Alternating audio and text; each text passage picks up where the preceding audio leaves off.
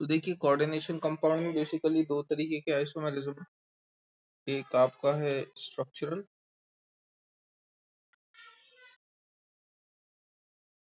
एक आपका आएगा ज्योमेट्रिकल, एक आपका आएगा ऑप्टिकल। ठीक है, ऑर्डर उल्टा चलता है, मतलब थोड़ी सबसे हार्ड समझना थोड़ा सा ये है, मैं इसको बोलूंगा। उसके बाद ऑप्टिकल होता है और सबसे इजी होता है स्ट्रक्चरल। देख के पता चल जाता है कौन कैसा आइसोमर शो कर रहा है स्ट्रक्चरल में। ज्योमेट्रिकल आइसोमेरिज्म में आपको number of geometrical isomer find out करने आने चाहिए, वो अपन देखेंगे कि अपन किस तरीके से फाइंड आउट कर सकते हैं। ऑप्टिकल आइसोमर में आपको थोड़ी सी इमेजिनेशन चाहिए, nothing else more than that. ठीक है, स्टार्ट में इससे करूंगा, ये तो 5 मिनट में खत्म हो जाएगा, इसका कुछ नहीं है। ठीक है, पहले मैं ज्योमेट्रिकल करवाऊंगा, फिर मैं ऑप्टिकल करवाऊंगा, and then last we'll move on to structural. सबसे ज्यादा चांसेस भी होते हैं कि वो इसी में से पूछ लेता है, इसमें से स्ट्रक्चर पूछे जाने के थोड़े से चांसेस होते हैं, ये इतना पूछा नहीं जाता लीस्ट। मूव करते हैं ज्योमेट्रिकल आइसोमर पे।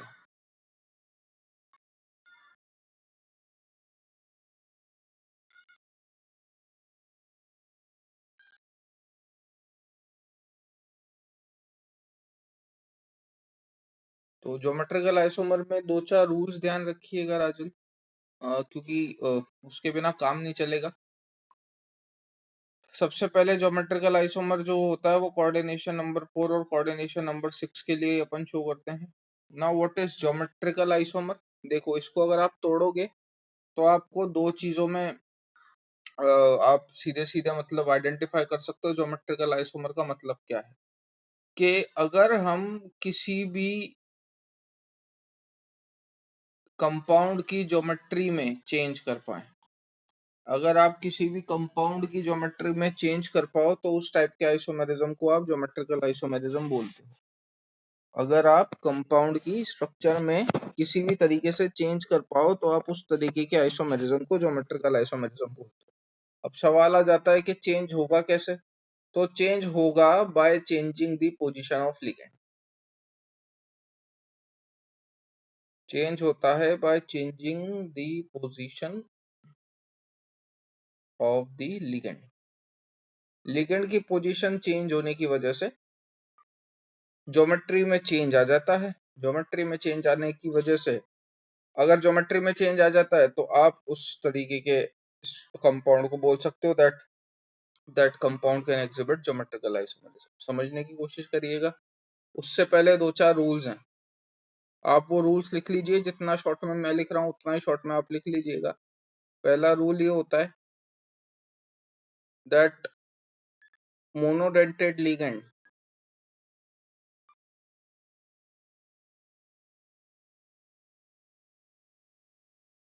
should be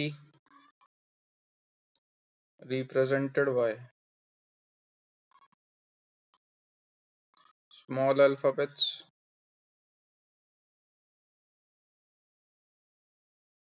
and second, ये first rule for monodentate ligand. और इसमें मैं एक और लाइन ऐड कर देता हूँ, एंड दीज लिगेंड्स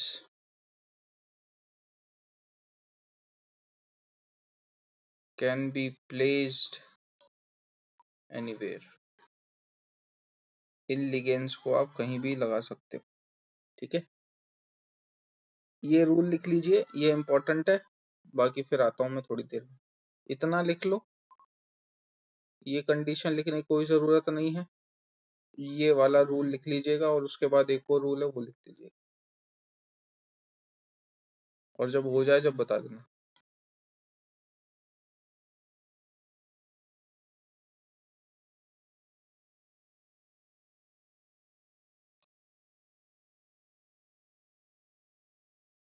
ठीक है, अब देखिए कोऑर्डिनेशन नंबर 4 की अगर अपन बात करें, कोऑर्डिनेशन नंबर 4 में दो तरीके की शेप्स होती हैं। कौन कौन सी? एक टेट्राहेड्रल और एक स्क्वायर प्लेनर। ठीक है, टेट्राहेड्रल अगर आप शेप देखोगे तो देखो, मैंने आपको शुरू में बताया था MLN टाइप का कॉम्प्लेक्स होता है। इस तरीके से आप किसी भी कॉम्प्लेक्स को रिप्रेजेंट करते हो, where M stands for metal, L stands for ligand, N stands for coordination number. ठीक है। टेट्राहेड्रल की जब आप शेप बनाओगे तो वो शेप कुछ ऐसी होती है।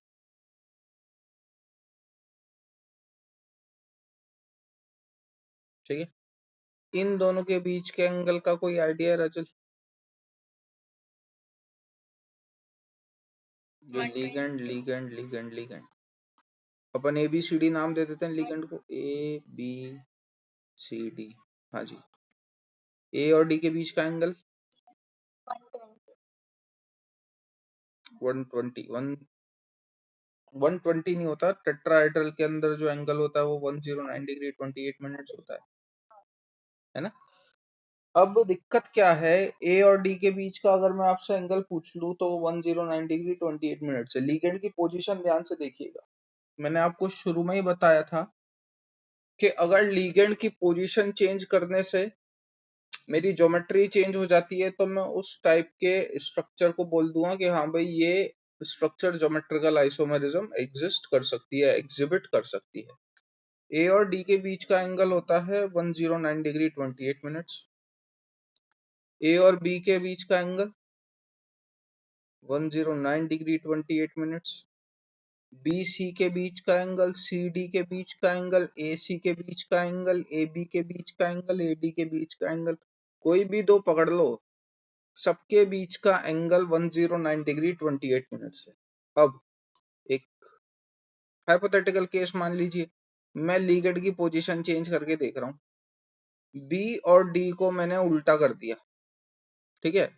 या बी और डी को नहीं तो आप बी और डी को तो रहने देते हैं, अपन कम करते हैं, अपन बी और सी को उल्टा कर देते हैं। बी और डी को उल्टा करने का इसलिए कोई मतलब नहीं है क्योंकि उन दोनों के बीच में तो साफ ही नजर आ रहा है आपको कि 109 डिग्री 28 मिनट्स का एंगल। बी और सी को अगर आप उल्टा कर दो तो जो स्ट्रक्चर हो जाएगी वो कुछ ऐसी हो जाएगी, ए सी बी और डी। अब ए और सी के बीच में जो एंगल है वो कितना है, 109 डिग्री 28 मिनट्स। ए और बी के बीच में एंगल जो है वो कितना है, वो भी 109 डिग्री 28 मिनट्स ही है। तो क्या लिगेंड की पोजीशन चेंज करने से एंगल पे कोई फर्क पड़ा क्या? क्या लिगेंड की पोजीशन चेंज करने से एंगल पे कोई फर्क पड़ रहा है? भाई ए और बी के बीच में एंगल पहले भी 109 डिग्री 28 मिनट्स था। ए और बी के बीच में बाद में भी एंगल 109 डिग्री 28 मिनट्स है। तो नहीं पड़ा ना। तो दैट्स वाई अगर ऐसी कोई सिचुएशन आ जाती है कि भाई मैं लिगेंड की पोजीशन चेंज कर रहा हूं फिर भी एंगल में कोई फर्क नहीं पड़ रहा, तो मतलब ज्योमेट्री तो वैसी की वैसी ही रही। That's why in coordination number 4 tetrahedral geometry does not exhibit geometrical isomerism। ठीक है। ये लिखना चाहो तो लिख लो, ऑब्जर्वेशन में लिख लो, अगर कुछ समझ में ना आए तो पूछ लीजिए।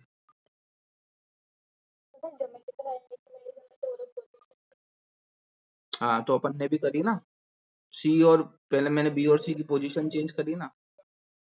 क्या नहीं हुआ तो अपन बोलेंगे नहीं नहीं नहीं कर रहा ज्योमेट्रिकल आइसोमेरिज्म एग्जिबिट, नहीं करता ज्योमेट्रिकल आइसोमेरिज्म शो नहीं करता।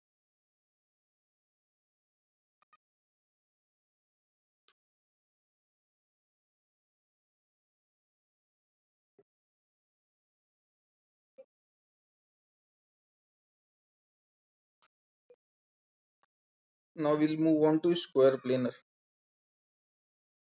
गलत हो जाए कोई दिक्कत नहीं है, कोशिश करिएगा, ना दे पाओ तो उसमें भी कोई इशू नहीं। ए बी सी डी, वही मैंने मोनोडेंटेड लिगेंड लिए। Monodentate ligand represented by capital small letters small alphabets and can be placed anywhere. देखो पहले और दूसरे रूल का क्या मतलब है।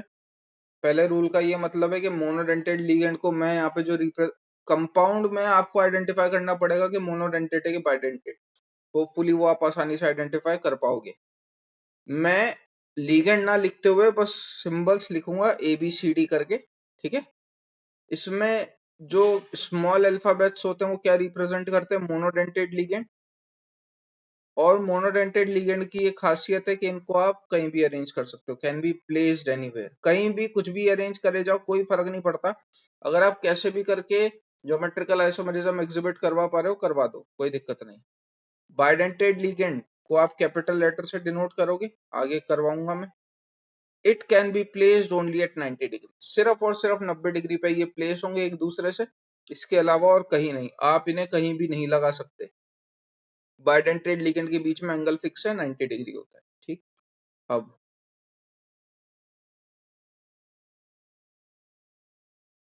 बढ़ते हैं आगे, देखिएगा।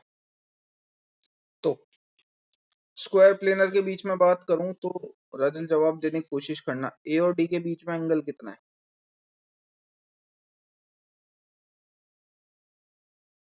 ए और डी 180 डिग्री एंगल है। सिमिलरली बी और सी के बीच में भी 180 डिग्री एंगल है, ठीक है। अब अगर मैं पूछूं ए और सी के बीच में या ए और बी के बीच में या बी डी के बीच में या सी डी के बीच में एंगल कितना है?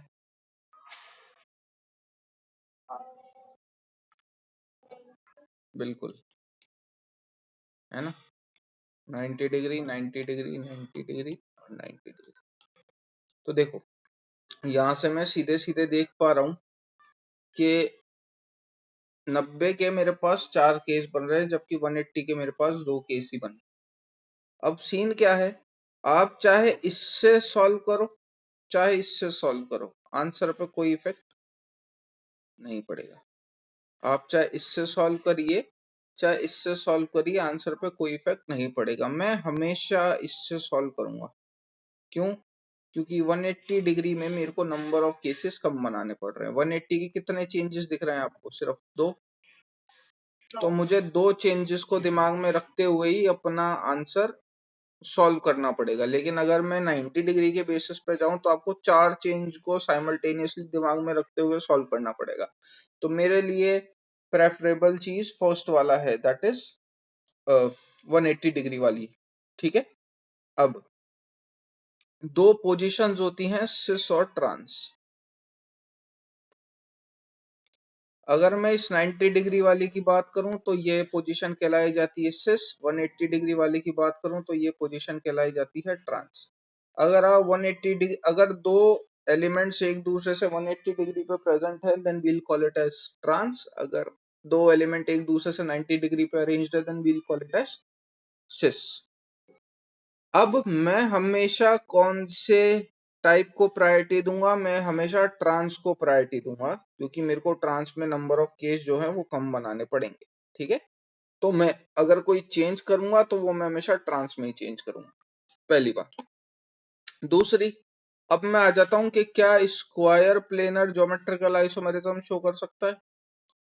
चेक करके देख लेते हैं। यहाँ पे आप ही ने बताया ए और डी के बीच में 180 डिग्री का एंगल है। मैं पोजीशन चेंज कर देता हूँ। पहले मैंने पता नहीं भूल गया, मैं आई थिंक बी और सी को स्विच करवाया था। मैं अभी सी और डी को स्विच करवा के देख लेता हूँ, मेरी मर्जी, किसी भी दो को स्विच करवा लो।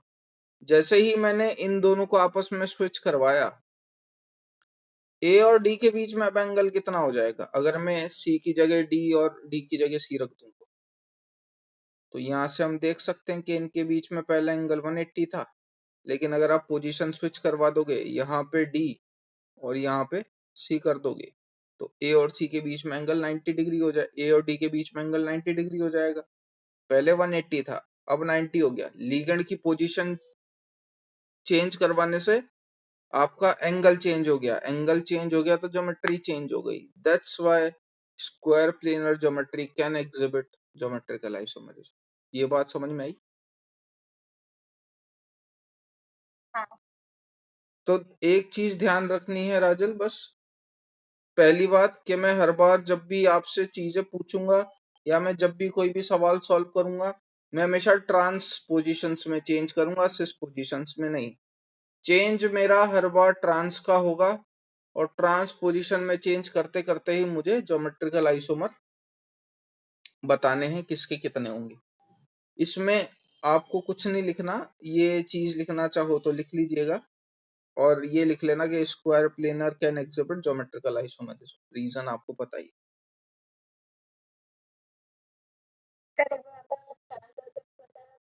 ट्रांस होता है राजल जब दो चीजों के बीच में एंगल 180 पोजीशंस है बेसिकली, सिस पोजीशन ट्रांस पोजीशन। जैसे यहाँ पे ए और सी अभी किस पोजीशन पे है, ट्रांस। ए और डी अभी किस पोजीशन पे है, सिस। तो मैंने यहाँ पे देख लिया कि 180 डिग्री में आपको कितने चेंज ऑब्जर्व हो रहे हैं, 2। 90 डिग्री पे आपको कितने चेंजेस ऑब्जर्व हो रहे हैं, 4। तो यही सिस और ट्रांस कहलाया जाता है। मैं जो चेंज ऑब्जर्व करूंगा वो हमेशा ट्रांस पोजीशन में चेंज करूंगा, सिस पोजीशन पे मैं कभी चेंज नहीं करूंगा। ठीक है, कहाँ रहा एंगल सेम, देखो ना। ए और डी के बीच में, अच्छा ओके एंगल था। अच्छा पहले 90 था, पहले ए और सी के बीच में 180 था। मैं सी और डी की पोजीशन अगर चेंज करवा दूंगा तो अब ए और डी के बीच में 180 होगा ना, है ना। या मैं डी लिख देता हूँ, या मैं सी लिख देता हूँ। ये मैंने क्यों लिखा है, इस चक्कर में, क्योंकि ये जब आपसे पूछा गया था तब ये ए और डी 180 पे थे, बी और सी 180 पे थे।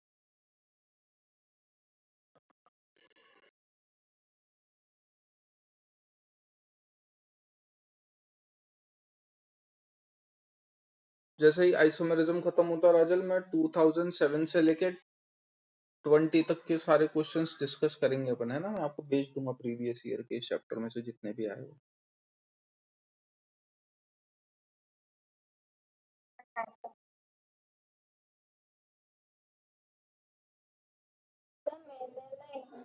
नेट से एक पीडीएफ डाउनलोड की, में एक दो डाउट है। भेजो ना, कोई दिक्कत थोड़ी है।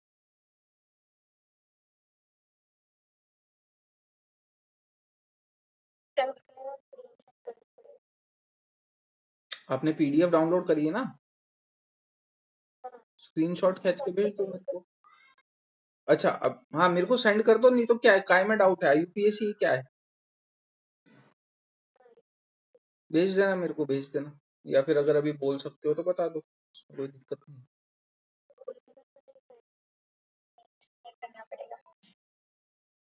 कोई इशू नहीं, मतलब मेरे को यहाँ से आपको परमिशन देनी पड़ेगी स्क्रीन शेयर करने की, ऐसा।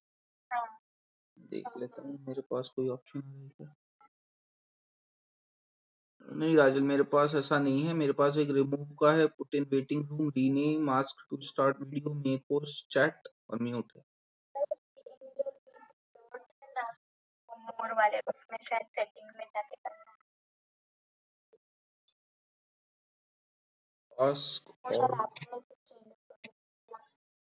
या फिर आप मेरे को होस्ट बना दो तो हो जाएगा। खाली नाम पे क्लिक करोगे ना तो हो जाएगा कि मेक होस्ट ऑप्शन आएगा।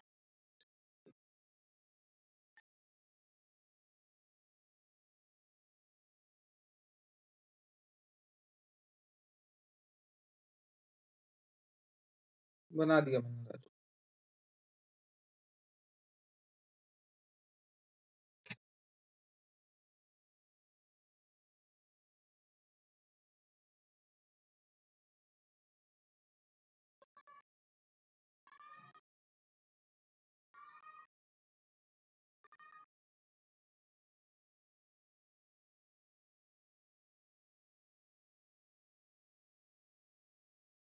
हाँ सर। 25th सी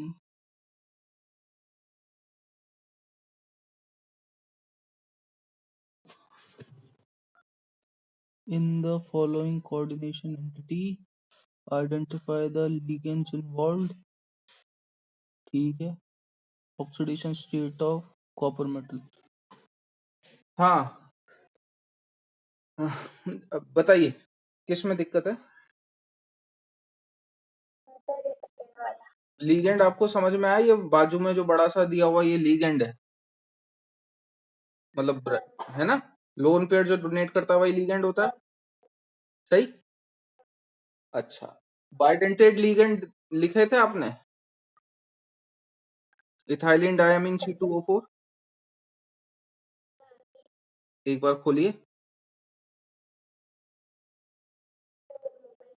कोई इशू नहीं। अगर मैं जैसे आपको याद करवाऊं तो मैंने ऐसा बोला था कि इथाइलिन राजल CH2 डबल बॉन्ड CH2 होता है, अपन बीच के डबल बॉन्ड तोड़ देते हैं और मैंने दोनों साइड NH2 जोड़ दिया था, तो ये लीगेंड वही है CH2 मतलब अगर आपको लिखना हो तो आप इस तरीके से लिख सकते हैं NH2 CH2। एक काम करो, कॉपी में CH2 डबल बॉन्ड CH2 लिखो,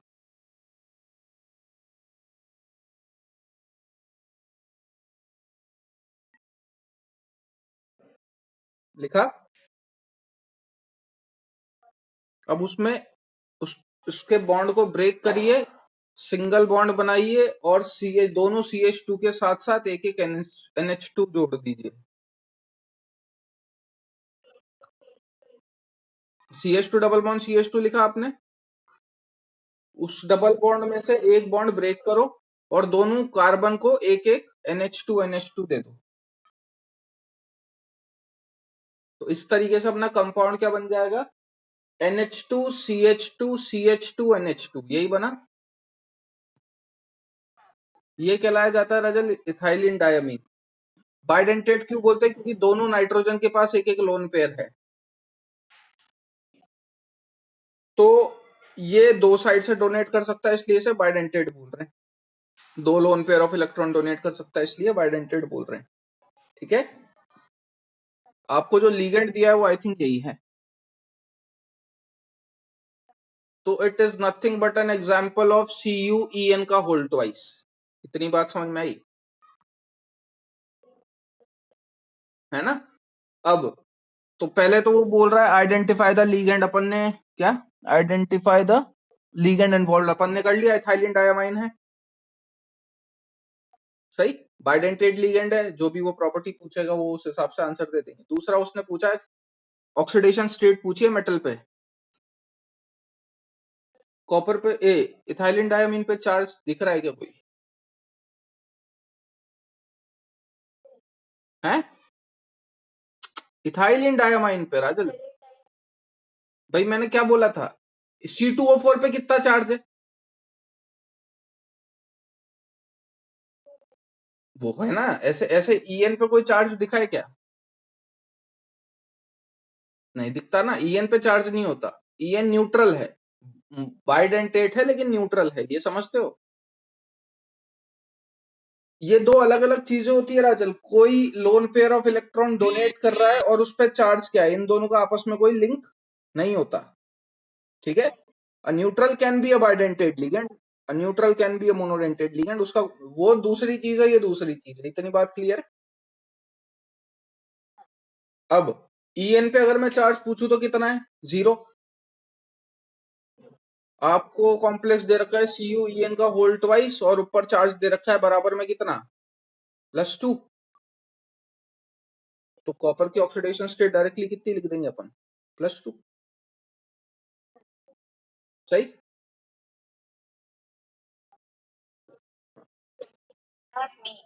28 का बी,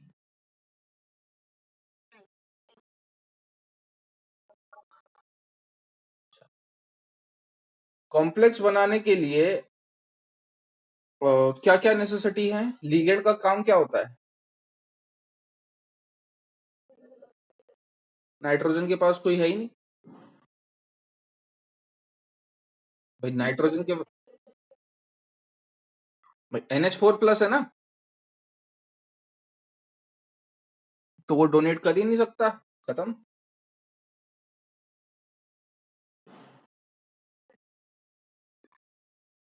DMG और वो नहीं, डायमिथाइल ग्लाइऑक्सिनेटो हैं और ट्राइफिनाइल फॉस्फाइन है वो, और ये लीगेंड्स जो होते हैं इसकी स्ट्रक्चर चाहोगे तो बनवा दूंगा, इसमें इतना कुछ खास है नहीं। IUPAC से रिलेटेड आपकी कोई आएगी नहीं। ये कोई मेरे ख्याल में प्रीवियस ईयर का सवाल नहीं है, जहां तक मुझे याद है। मतलब ऐसा नहीं है कि लिगेंड्स होते नहीं है, लिगेंड्स होते हैं बकायदा। डाइमेथाइल ग्लाइऑक्सिनेटो लिगेंड है, मैं लिख ऐसे ग्लाइसिनेटो जैसे लिगेंड है, बाइडेंटेट ऐसे, ये महोदय भी उसी कैटेगरी में आते हैं। लेकिन इसके बेसिस का सवाल आएगा नहीं। अगर आपको DMG में कंफ्यूजन है तो नाम जरूर बता देता हूँ, डाइमेथाइल ग्लाइऑक्सिनेटो। स्ट्रक्चर बोलोगे तो बनवा देंगे अभी बीच क्लास में, उसमें इतना कोई बड़ा इशू नहीं। ठीक है। IUPAC राजल इससे रिलेटेड दूर दूर तक नहीं आएगी, कंफर्म बात है ना। चलिए,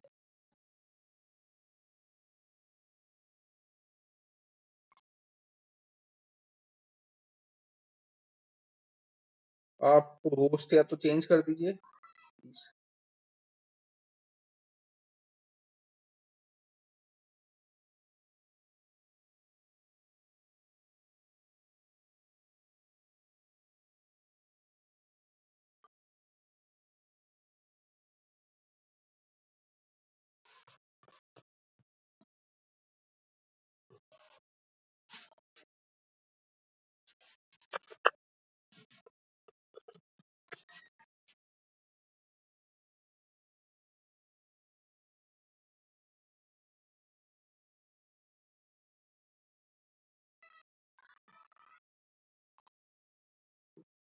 आपने पुराना लिख लिया था राजल पूरा?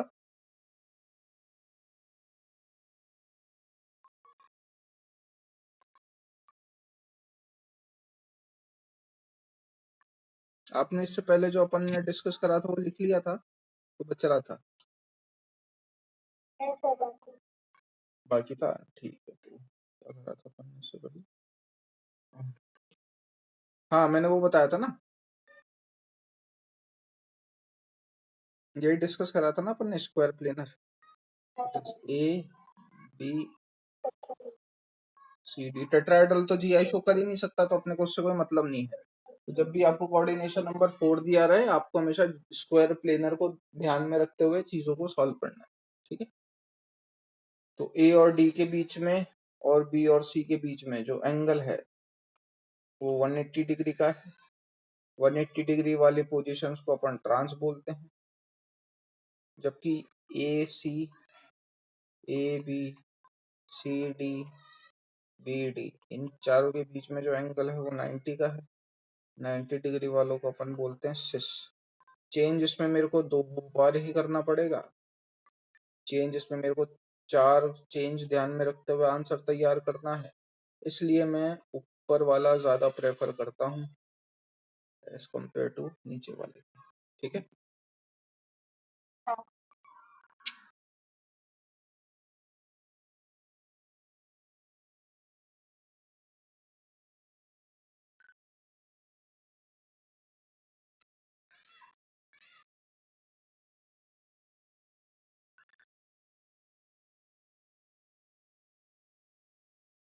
जब लिख लो जब बता दीजिएगा।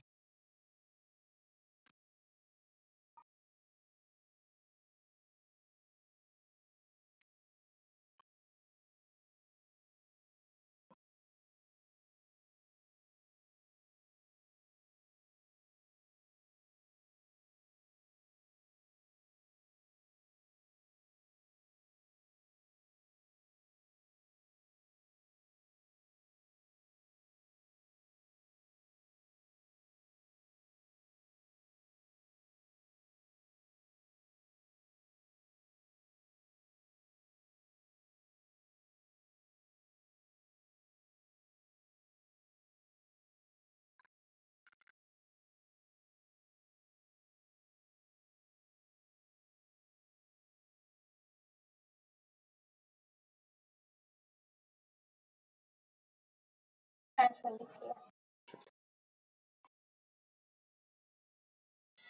अब मैं कुछ छोटे मोटे सवाल दे रहा हूँ, समझने की कोशिश करिएगा उसे। जैसे मैं आपको एक कॉम्प्लेक्स देता हूँ MA4 टाइप का। अब जब भी मैं इस टाइप का आपके आगे कॉम्प्लेक्स लिख रहा हूँ तो आपको 2-4 चीजें समझ में आनी चाहिए। ये मेटल, ये लिगेंड है। लिगेंड कैसा है ये? मोनोडेंटेट। और ये भाई साहब क्या है? Coordination number. अब देखो राजल, इसी का अगर मुझे एग्जांपल देना है तो NiCl4 इसका एक एग्जांपल। निकेल मेटल है, क्लोरीन एक मोनोडेंटेड लिगेंड है, और सिर्फ एक ही लिगेंड है, समझ रहे हो? लिगेंड चेंज नहीं हुआ, वही लिगेंड 4 बार लिख दिया गया है बस। तो ये एग्जांपल इससे रिलेट कर पा रहे हो आप?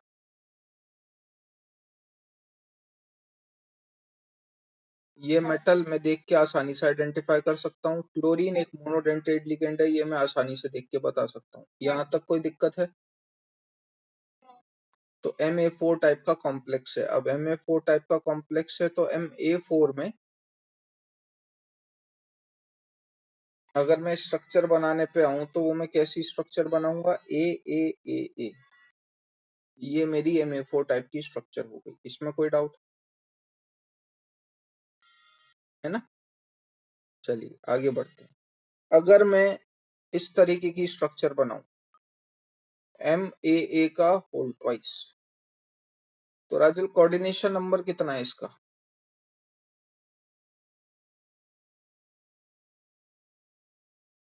अच्छा, लीगेंड कैसा है? MAA whole twice, capital A है ये। कोऑर्डिनेशन नंबर कितना है इसका? ये बात क्लियर है? कोऑर्डिनेशन नंबर 4 है, क्योंकि लिगेंड जो लिया है आपने वो बाइडेंटेट लिया है। तो अगर इसका स्ट्रक्चर बनाओगे तो ये कुछ ऐसा बनेगा।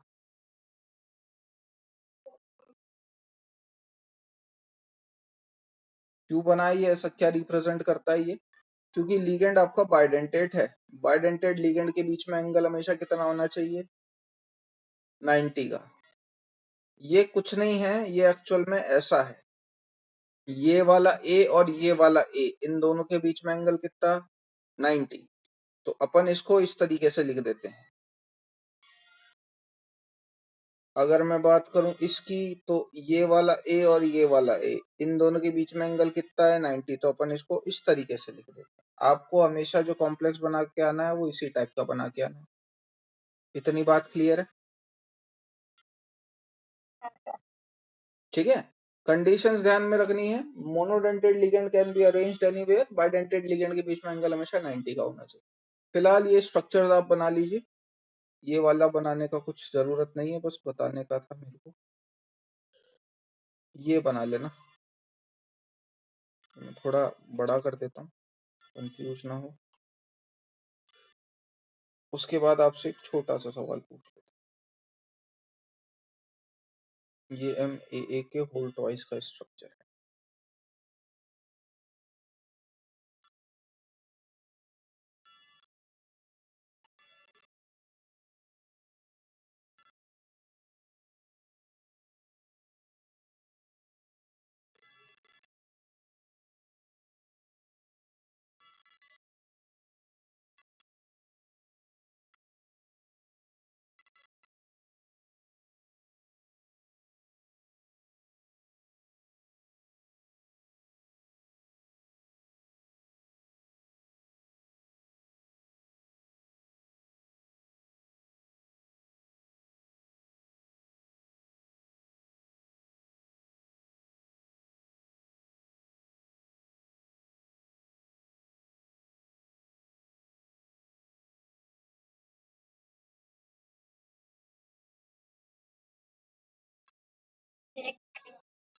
चलिए, अब अगर मैं राजल आपसे पूछूं MAA का होल थ्राइस, बात करते हैं। कोऑर्डिनेशन नंबर कितना? 6। 6 में शेप कौन सी होती है? ऑक्टाहेड्रल। तो अब मैं अगर आपसे, octahedral is something like this, ठीक है। अब अगर मैं आपसे पूछ लूं भैया अरेंज करके बताइए कहाँ कहाँ पे लगेगा, तो कोशिश करो। अपन नाम दे देते हैं 1 2 3 4 5 6 आपको जहां पे भी लिगेंड लगाना है अपने हिसाब से लगा दीजिए।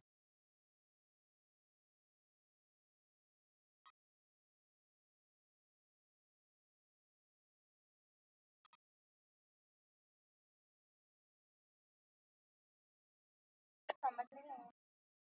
क्या हुआ? समझ नहीं आया। जैसे अपन ने एम ए का होल ट्वाइस अरेंज करा था ना, वैसे ही आपको एम ए का होल थ्राइस अरेंज करना है।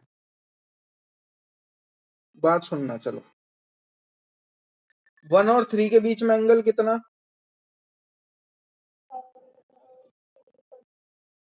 1 और 3 है ना। 2 और 4 के बीच में एंगल कितना? 90। तो अपन क्या करते हैं भाई, बाइडेंटेड लिगेंड है, बाइडेंटेड लिगेंड 90 पे ही अरेंज होता है, ये मैंने कर दिया। लेकिन अगर मैं पूछूं 5 और 6 के बीच में एंगल कितना, ये एंगल कौन से 45 का होता है? ये 180 है। 5 और 6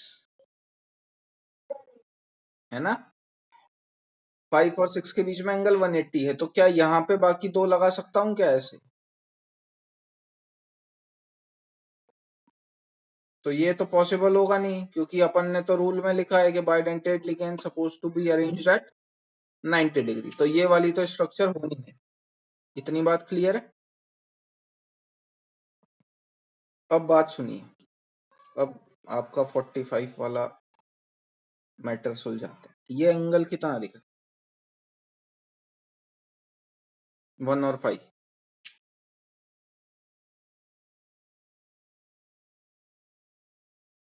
ये वाला कितना है? और ये ये एंगल कितना होता है? 90 होता है ना। कोई सा नहीं है, आप ही 45 करे जा रहे हो, 45 कोई है ही नहीं, है ना। के बीच में 90 डिग्री है। बिल्कुल। और साइड के 1 नॉट, ये कोई बात थोड़ी ना होती, ये कोई बात थोड़ी ना होती है। आप इस वाले को इससे कैसे कंपेयर कर सकते हो? मैं, आप मेरी बात सुनना राजल ध्यान से। जैसे आप बोलते हो कि 1 और 3 के बीच में एंगल 90 डिग्री है ना। किस बेसिस पे बोलते हो आप ये, आपको कैसे पता चला?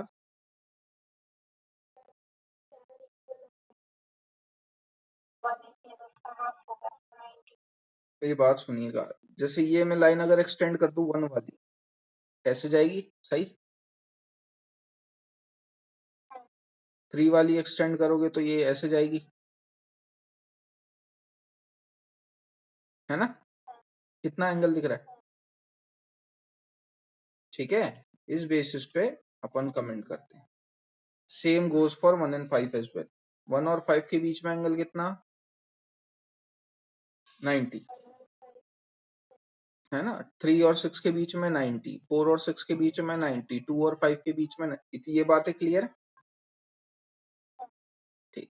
अब देखिए मैं कैसे, एक एक फर्स्ट वाला तो ये तो अपना गलत हो गया, क्योंकि ये कंडीशन सेटिस्फाई नहीं कर पा रहा। अब देखो बिल्कुल सेटिस्फैक्टरी कंडीशंस बनाते हैं कि ये मैंने लिया कोऑर्डिनेशन नंबर 6 वाला ऑक्टाहेड्रल शेप, ये थी मेरी। क्यों ना मैं एक ऐसे जोड़ दूं? क्या मैंने कुछ गलत करा? क्या इनके बीच में एंगल 90 नहीं है? क्या बिल्कुल है। बाइडेंटेड लिगेंड आप यहाँ लगा सकते हैं। क्या इसके बीच में एंगल 90 है? क्या इसके बीच में एंगल 90 है? हाँ जी। ठीक है भाई। एक और बात ध्यान से सुनना राजल, आपको अगर ए अरेंज करना हो तो कितनी पोजीशन पे आपको ए अरेंज करने का मौका मिला था? ये 6 ना। पोजीशन रिपीट भी नहीं होनी चाहिए, ये नहीं अपन कई मर्जी से लगा रहे हैं। जब मैंने यहाँ पे लगाया मतलब ये दो पोजीशंस कवर हो गई। जब मैंने यहाँ लगाया मतलब ये दो पोजीशंस कवर हो गई, और लास्ट ये दो पोजीशंस कवर हो गई। 6 की 6 पोजीशन, कोई रिपीट नहीं हो रहा। ठीक है, रिपीट इसमें भी नहीं हो रहा था। लेकिन दिक्कत क्या थी कि ये वाला एंगल जो था ये 180 का था, इसलिए अपन ये वाला स्ट्रक्चर तो इसका नहीं बना सकते। ये बात क्लियर है? तो ये इसका रिप्रेजेंटेशन ये बना लीजिए और कुछ नहीं। उसके बाद बस ये ध्यान रखनी है चीजें।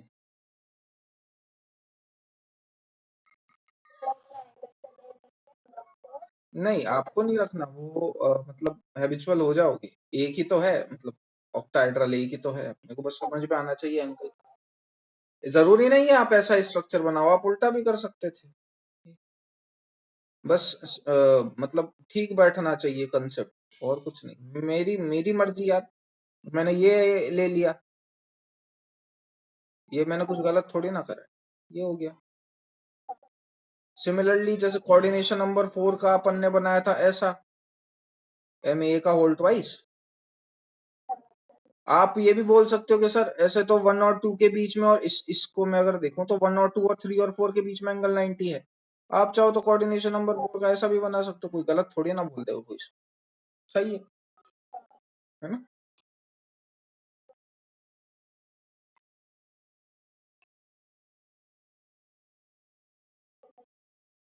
हटा देते हैं। चलिए, अब ये उम्मीद रखते हुए राजल के रूल्स आपको याद होंगे। एक सबसे हार्ड वाला एग्जांपल मैं सॉल्व करता हूँ, इजी वाले आपको देंगे, है ना? कोशिश करिएगा वेवलेंथ मैच करने की। सबसे पहले मैं लिखूंगा case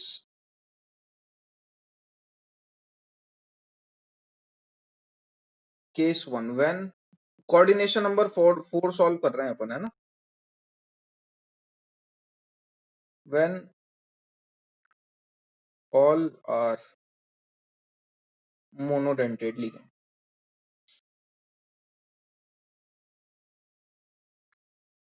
case number 1 when all are monodentate ligand. अब इसके अंदर जो पहला टाइप का कॉम्प्लेक्स है वो है MA4।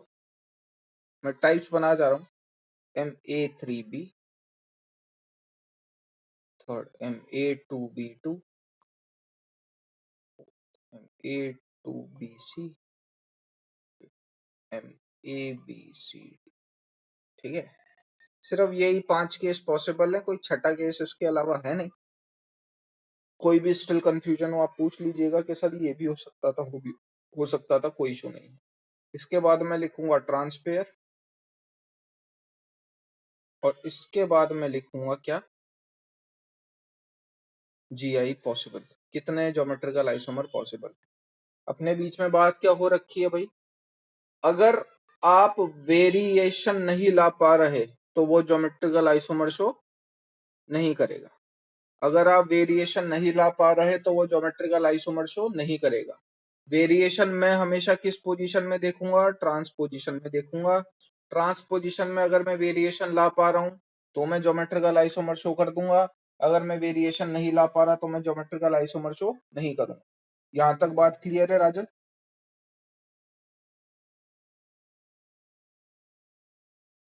यहां तक की बात में कोई डाउट? चलो, एक काम करो, मोनोडेंटेड लिगेंड है, बनाने की जरूरत नहीं है। दिमाग में MA4 का इमेजिन कर लीजिए स्ट्रक्चर। कर लिया? ट्रांसपेयर बता दो उसमें क्या क्या होंगे। क्या यही होंगे क्या, AA और AA? MA4 जब बनाओगे तो ऐसा ही तो बनाओगे, ये बीच में M है, A A A A। अपन हमेशा ट्रांसपोजिशन देखेंगे, मैंने बोला था नंबर ऑफ केसेस कम बनाने पड़ेंगे, तो मैं तो हमेशा ट्रांस में ही चेंज देखूंगा ना। सही? क्या इसके अलावा कोई और पॉसिबल है क्या? क्या इसके अलावा कोई और ट्रांसपेयर पॉसिबल है बनाना आपके लिए? ट्रांसपेयर नहीं है, तो ज्योमेट्रिकल आइसोमर शो करेगा 0। बताओ MA3B के ट्रांसपेयर बताओ।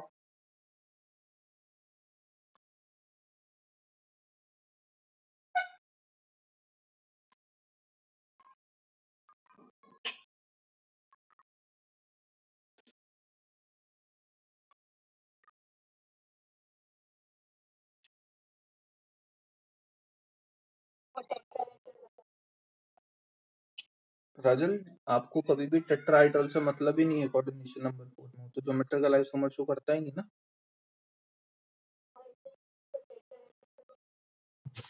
हाँ, स्क्वायर प्लेनर में अपन को चेक करना है कि करेगा कि नहीं। टेट्राहेड्रल तो अब कंसिडर ही नहीं करना। आइसोमेरिज्म में, ज्योमेट्रिकल आइसोमेरिज्म में टेट्राहेड्रल का तो मतलब ही नहीं है ना।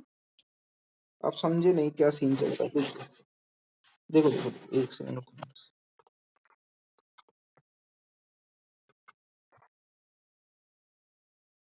भाई ये मैंने MA4 बनाया, इसमें कोई दिक्कत है? अब ये मैंने लगा दिया उसकी जगह B।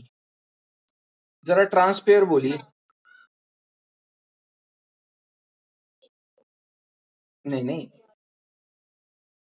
AA और AB। बात ध्यान से सुनना राजा। देखो, क्या मैं आपको आप ही का डुप्लीकेट बोल दूं क्या?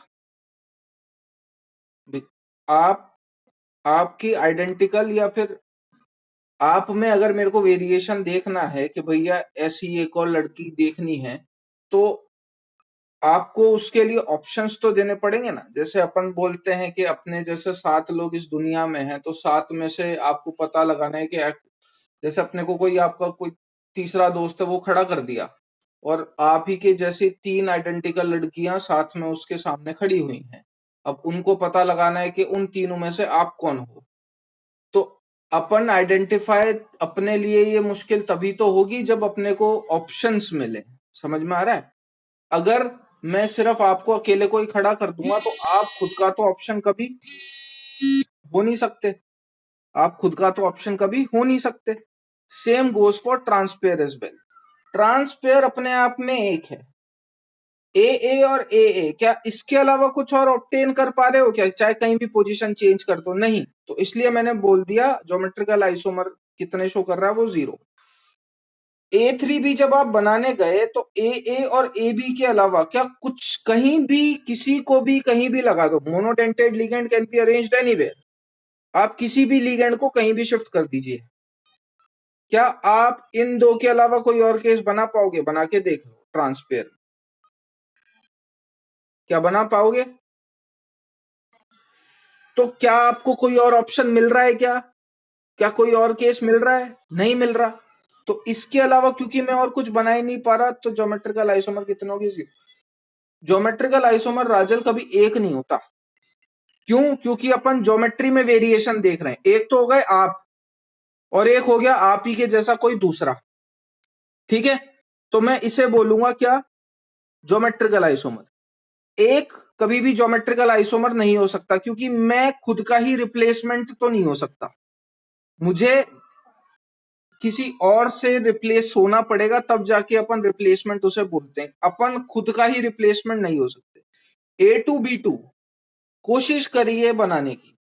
क्या क्या कहां कहां कितने वेरिएशन आप ला सकते हैं। जहां मर्जी पड़े वहां अरेंज कर दो ट्रांसपेयर में।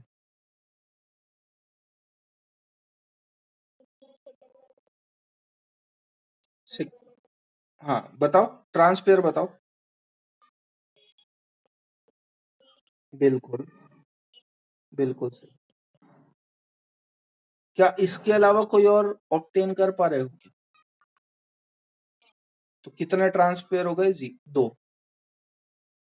ठीक है, एक ट्रांसपेयर कभी नहीं होगा। क्यों? क्योंकि एक कभी भी खुद का ही वेरिएशन नहीं होता है। A2BC।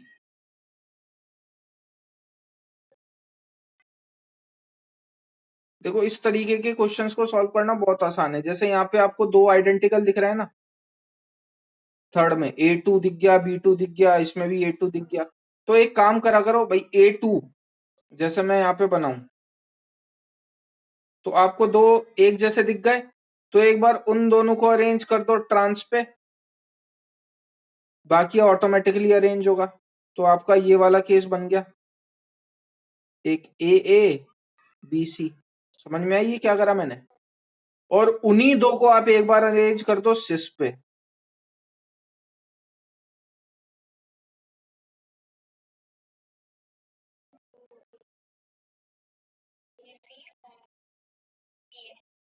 ठीक है, BA और AB सेम बात होती है, ध्यान रखना है ना। तो इसके ट्रांसपेयर कितने पॉसिबल हैं? 2। क्या इसके अलावा कोई और ऑब्टेन कर पा रहे हो?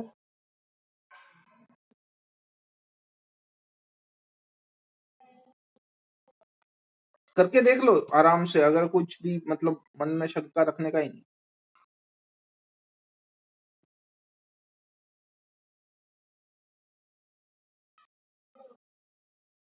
ABCD ट्राई करिए, इतना लिख लो, एक काम करो उसके बाद अपन बात करते हैं, इतना लिख लो एक बार, ABCD छोड़ देना। लिख लिया? ठीक, ABCD मैं बताता हूँ, देखना इधर। ABCD ये राजल, तो ये मैंने डाला मेटल,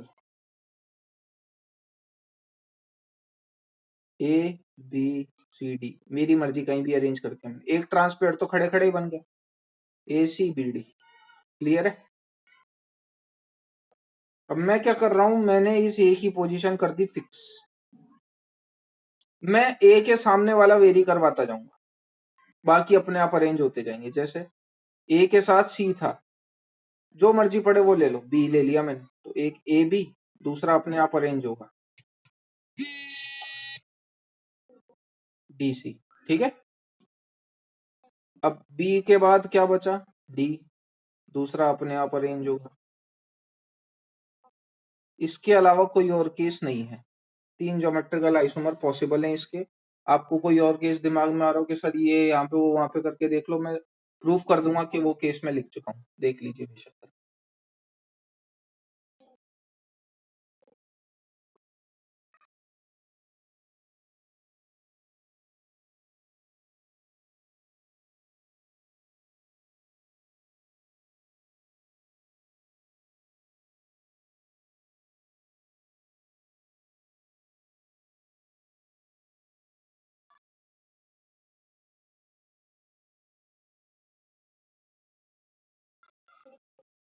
डन, चलो अब कोई कंफ्यूजन है क्या इसमें, मतलब कंसेप्ट क्लियर है ना, क्या किस बेसिस पे अपन ने चीजें करी। अच्छा, क्या आपको इसके अलावा कोई और केस सूझता है क्या, कोऑर्डिनेशन नंबर 4, मतलब कुल मिला के जो गिनती होनी चाहिए वो 4 होनी चाहिए, क्या इसके अलावा कोई और केस पॉसिबल है?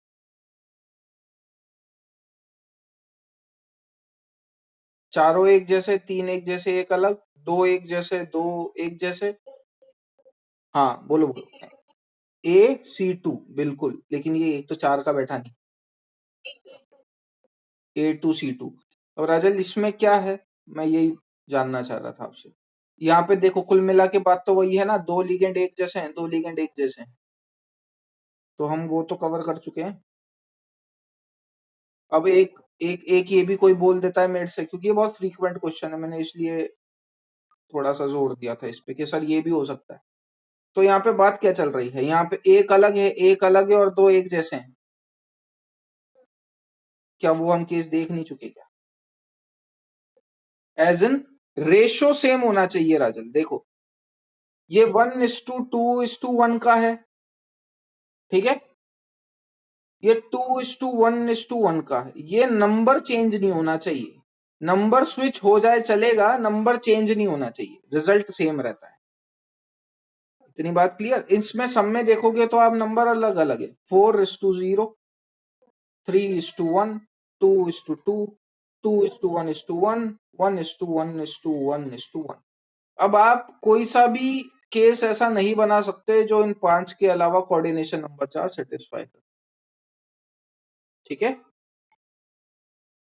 2:1:1 और 1:2:1 या 1:1:2 में कोई डिफरेंस नहीं है, रिजल्ट सेम आएगा, नंबर ऑफ GI सेम आएगी।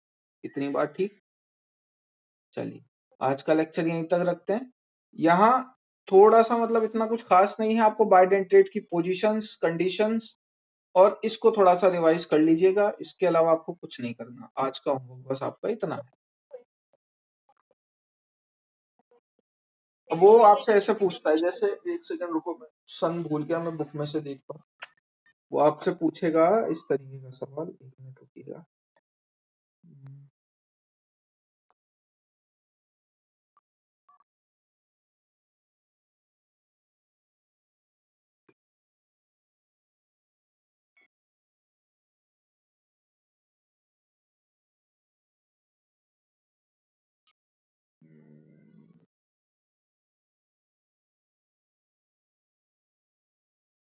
ऐसा पूछता है राजल, मतलब देखिए मैं स्पेसिफिक क्वेश्चन कर देता हूँ, जैसे NiCl4 है, नंबर ऑफ GI बताओ इसकी कितने, खत्म। ठीक है, मैं आपसे पूछ लूंगा NiCN4 है, इसके नंबर ऑफ GI बता पाओगे? 0। ठीक, मैं आपसे पूछ लूं NiCl2 BrF, इसके GI बता पाओगे? Ma2Bc टाइप का केस है। तो एक बार आपसे ये सवाल पूछा गया था, मैं वो लिख इसलिए नहीं रहा क्योंकि वो आपका हुआ नहीं है। ये पूछा गया है कि ये किस टाइप का आइसोमर एग्जिस्ट करेगा।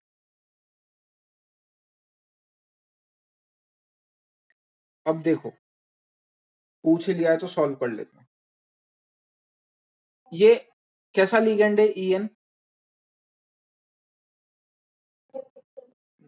बाइडेंटेट। तो MAA का होल थ्राइस लिख सकता हूँ कि नहीं, है ना? अब जब आप MAA के होल थ्राइस की स्ट्रक्चर बनाओगे राजल, तो वो कुछ ऐसी ही बनेगी ना। अरे भाई, MAA का अब मैं अगर आपसे इसमें ट्रांसपेयर पूछ लूं तो ट्रांसपेयर क्या होंगे? यही होंगे। मैं तो इसको तो बिना देखे सॉल्व कर सकता हूँ। AA हर जगह AA ही तो है। क्या इसके अलावा कोई और ट्रांसपेयर है क्या? कितने ज्योमेट्रिकल आइसोमर शो करेगा? इसके अलावा कुछ और बना सकते हो क्या? तो 0। तो ये ज्योमेट्रिकल आइसोमर तो नहीं शो करता, ये ऑप्टिकल आइसोमर शो करता है। अब वो ऑप्टिकल आइसोमर कैसे शो करता है, ये जब अपन ऑप्टिकल आइसोमर पढ़ेंगे तब बता पाऊंगा। ठीक है, अब एक और ऐसे पूछ लिया था कि आपको, जैसे ये दे रखा है कोऑर्डिनेशन नंबर 6 के सवाल उसने पूछे, आपको ये दे रखा है, उसने पूछ लिया कि इसका ऐसा ज्योमेट्रिकल आइसोमर बना के बताओ जो ऑप्टिकली एक्टिव हो। वो सीखेंगे अपन कैसे बनाया जाता है। ठीक है, उसमें ओवरलैपिंग की कंडीशंस थोड़ी थोड़ी आएंगी, तो वो जब अपन तब करेंगे, मतलब नेक्स्ट क्लास में कोशिश करेंगे कि खत्म हो जाए। ठीक है, from here we continue in the next class. चलिए।